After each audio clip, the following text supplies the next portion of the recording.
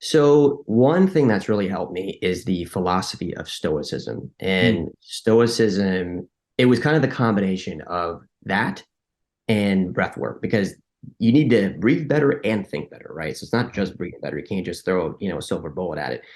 So the thinking better, it was, and it's this philosophy changed everything. And it is what gets in the way, what stands in the way becomes the way, right? So we perceive as this thing happened to me. It's like, I don't like it, my investment went bad.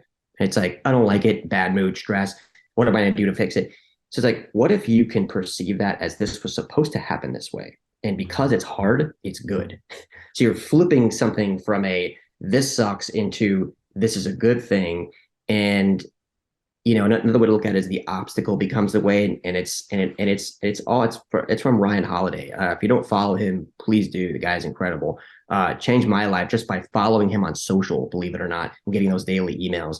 But it teaches you to perceive something that's a threat and to unpack it to say, okay, this feels like it sucks, but what if this becomes my way and it inspires me to do more? Like if it wasn't for your life events that were terrible at the time, you wouldn't be here right now doing what you're doing, helping all of these people. So you can't see that in the moment. So it's kind of like taking something that you're going to realize in 2 years, 6 months, whatever it is, and realizing it right now.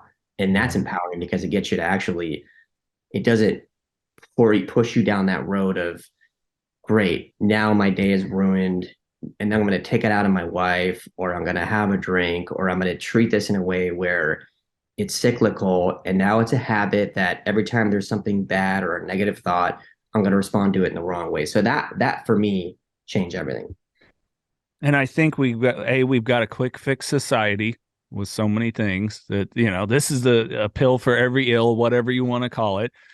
And a definite victim mentality. It's like we've almost justified it that like life is just something that happens to you. And if you approach it that way, you're going to always sit in some sort of subconscious way of conducting yourself. There's not an intentional living, an intentional focus. You're maybe destination prone as opposed to, the journey and what is going to be the ebb and flow of life. Yeah, but a lot of that is actionable. And like, think about this. Do you ever hear yourself complaining? Because if you do, you catch it right there. Don't be the victim. Don't complain. Don't ever catch yourself saying it's not fair, because then you've already got yourself in a place where you're the victim of the situation, and now you render yourself defenseless against it. It's like, take it and use it for something. I don't know what, but try to position it in a way where it's as simple as like, I'm late to work or late to an appointment or something, and there's traffic. It's like, immediately anger and frustration, but you can't change it, right? And it's maybe happening for you because maybe you got there on time, maybe there would have been a car accident or something. Like, you got to perceive things in a way where life is happening for you. And if you don't, you're setting yourself up for this pattern of thinking. And this is where I was. It was not fair.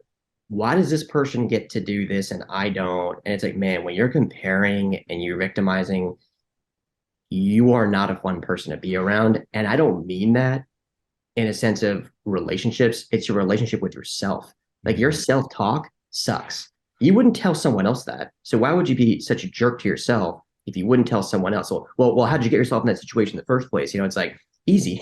Just work your way through it and get yourself to a place where it's like, all right, yeah, this, like, feeling right now, I don't like it, but like any feeling, I promise you, like clouds in the sky, it's going to pass. And the best metaphor I've heard about this is, it's like when you're looking at traffic. Let's just pretend that you're sitting on a bench looking at a street.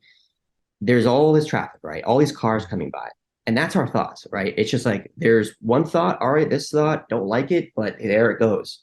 So the feeling that you're feeling right now, you may feel that for 30 seconds, you may feel it for 5 minutes, you may feel it for an hour, but it is going to pass. And that feeling, and all of you that have the addiction too, is like, the the feeling of I have to have this right now. If I don't have it, then I'm in trouble. That feeling is going to pass. It has to. Yeah. No feeling is constant, including the good feelings, right? Like the Right. feelings of love and warmth and joy and excitement. Those are going to pass. But if you understand that, you're just hang on, right? Because that feeling is going to pass and it's going to lead to something else. And that's where I like to bring in breath work, because it's like, all right, don't like this thought, don't like this feeling. I understand they're going to pass, but I'm just sitting here hating it. Okay, let's just kick in some deep breaths, 5 in, 5 out. If you do that for 90 seconds to 2 minutes, I guarantee you're going to feel better about the situation because you're helping your brain unpack it in a way where it feels better. This is the Knockin' Doors Down podcast, featuring celebrities, experts, and everyday people who have overcome adversities, including addiction, mental health, and trauma, to live purposeful lives. And that's what Knockin' Doors Down is all about.